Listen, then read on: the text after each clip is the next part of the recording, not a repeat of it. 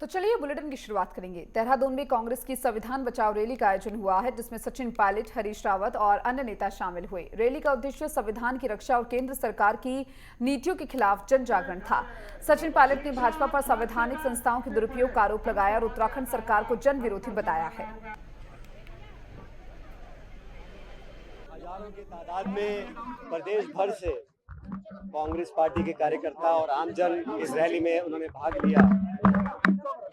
पूरे देश में विपक्ष के नाते कांग्रेस पार्टी ने बीड़ा उठाया है कि लगातार केंद्र सरकार और भाजपा जो संविधान की मूल भावना के विरुद्ध काम कर रही है, जो संविधान की मूल भावना से खिलवाड़ कर रही है, लोगों के अंदर एक अजीब तरह का माहौल पैदा किया गया है।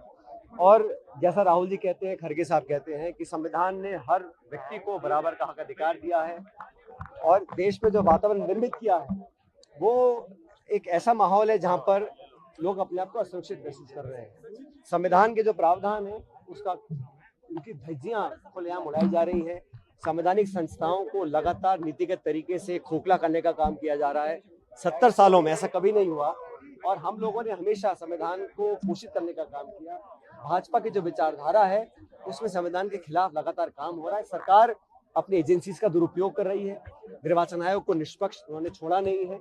सीबीआई का, ईडी का, इनकम टैक्स का, तमाम एजेंसीज का दुरुपयोग कर विपक्ष के लोगों पर प्रहार कर उनका मनोबल कमजोर करने का काम कर रही है। देखिए, उन्हें और भी जिम्मेदारियां दी गई है।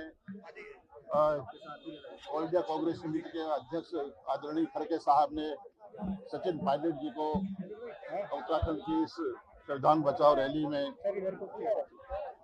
उद्बोधन करने के लिए यहाँ भेजा है और जो उन्होंने यहाँ पर अपनी भावनाएं व्यक्त की हैं, जो कांग्रेस का जो इतिहास रहा है उसके बारे में होता है, नौजवानों में, कार्यकर्ताओं में और पूरी कांग्रेस में नई स्फूर्ति का संचार निश्चित रूप से हुआ है। मेरा मानना है कि आने वाले दिनों में जो हमारी एक मुहिम है संविधान को बचाना, प्रजातंत्र को बचाना, लोकतंत्र को बचाना, उस मुहिम को आज की इस रैली से बल मिलेगा।